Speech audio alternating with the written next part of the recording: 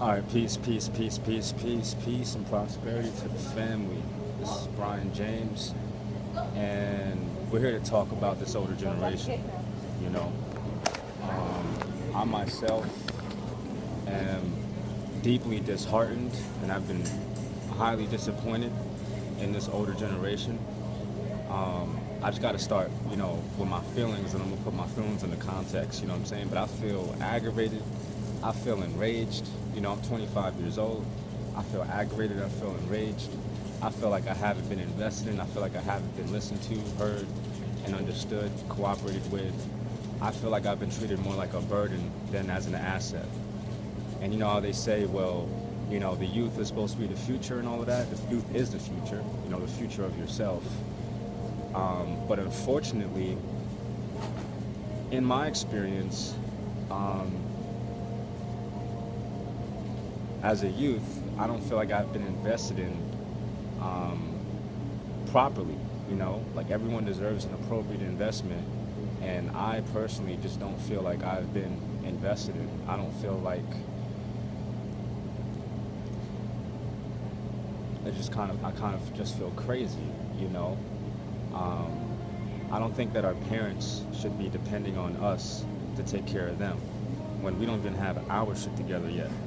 So we're born into this world, and we already got to fend for ourselves, but now we got to take care of the older generation before we even get a chance to take care of ourselves. It doesn't even make any fucking sense.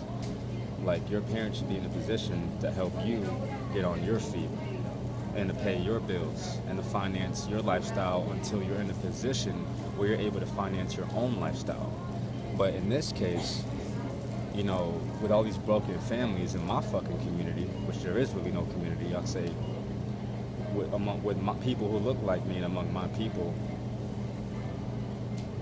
we're being forced to basically take care of our parents, and it's not fair. It's like our parents are a burden on us, and all our lives they've treated us like we were a burden on them, and it's just fucking crazy, and it's just really disheartening. And we go through a lot of things as a people, but a lot of us really can't pinpoint like the root cause of why all this is happening. How come we can't come together and build and organize businesses? It's not that we can't do it. It's not that we don't have the skill. It's not like we don't have the knowledge. But a lot of what's often missing is the resources. The resources required to act as the glue to bring everything together.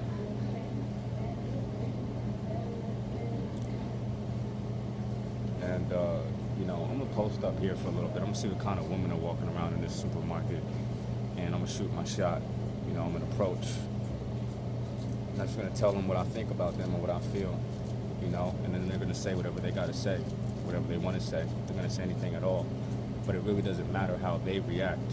What matters is that I speak my truth and that I follow my gut and then I keep it moving, because I know my value. I'm pretty much walking around all day carrying a briefcase full of at least $2.5 million.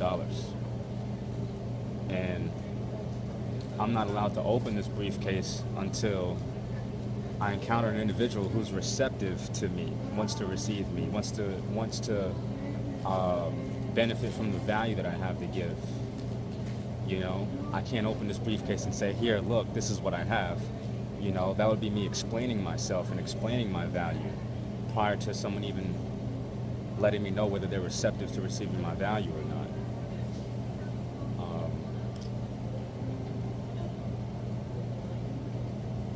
Got some big booty chicks in here. We're just gonna see what it is.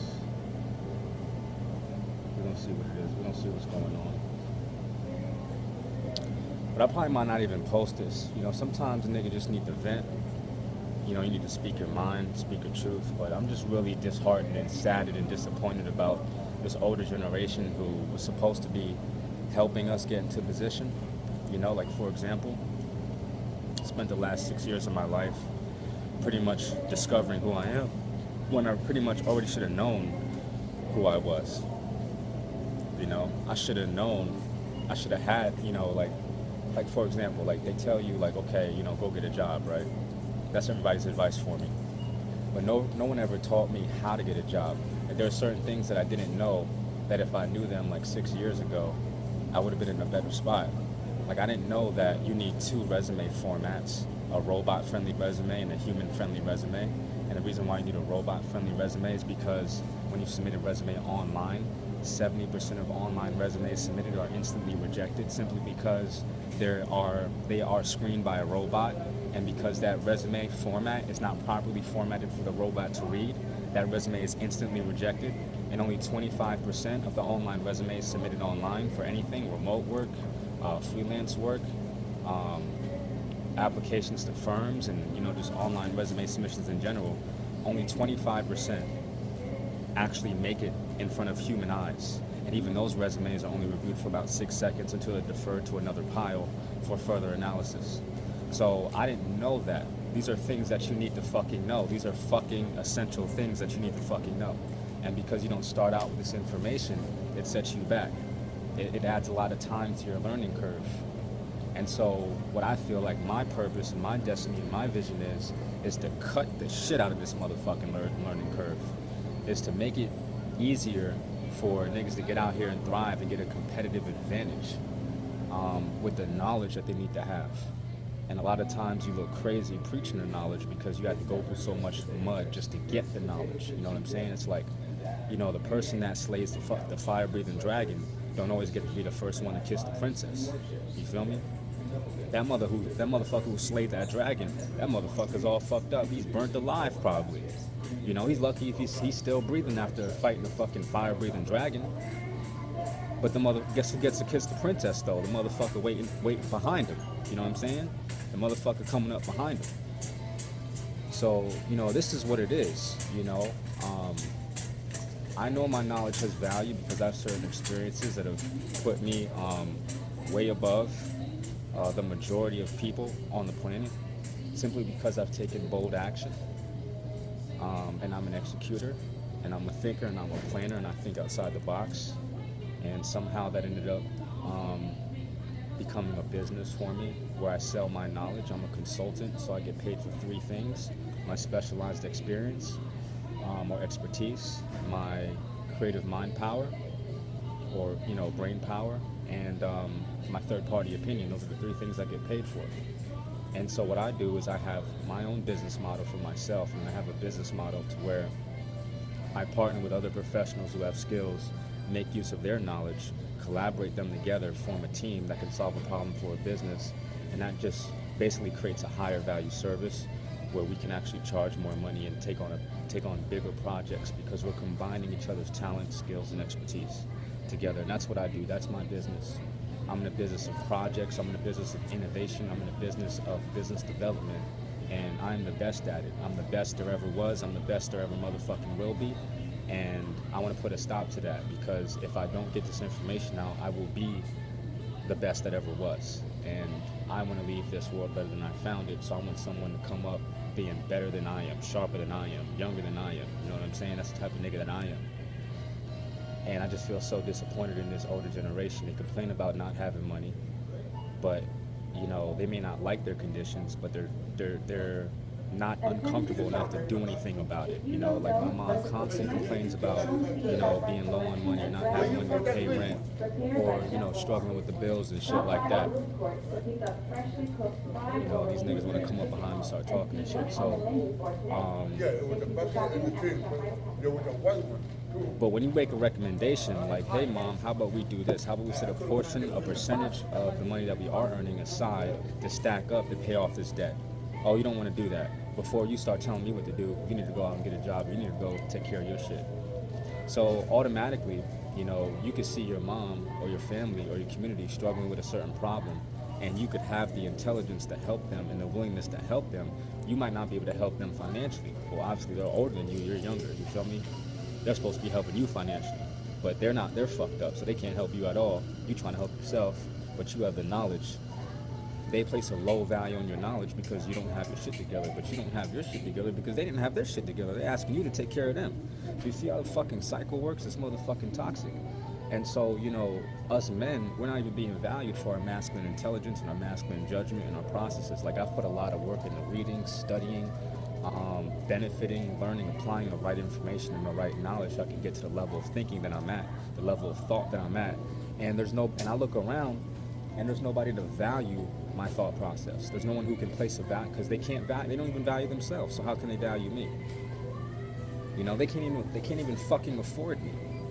Like most of the people I've worked with because my heart was in their business. You know, whether they had a real estate business or a marketing agency they're starting up. You know what I'm saying? These were my quote unquote friends, and my heart was invested in helping them reach a level of organization in their business to where they could succeed. Not only did they not value my knowledge, but they fucking backstabbed me, fucking betrayed me, you know, and they're still not doing anything. You know what I'm saying? Doing much, you know. And it's just like, well, why is that? You know, and is it all their faults? And I don't believe that the condition that most people in is the fault of their own. I believe that everyone is responsible for their own lives, of course. But I don't believe it's everyone's fault that they are at where they at. In order to win, in order to succeed, like we always talk about success, supportive relationships are necessary.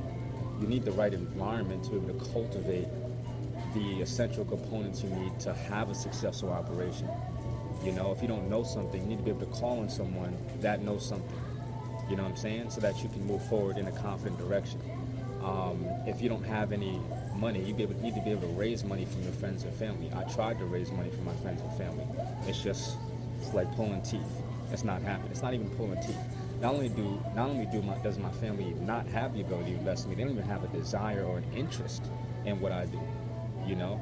And it's just, the reason why is because everyone's conditioning, when you stay stuck at a certain level for so long, your mentality becomes conditioned that way, your psychology becomes conditioned that way, your emotions become conditioned that way, and you're just marginalized yourself. You know, you're stuck at level 1, which is survival. You don't make it to level 2, level 3, level 4, level 5, level 6, level 7, level 8.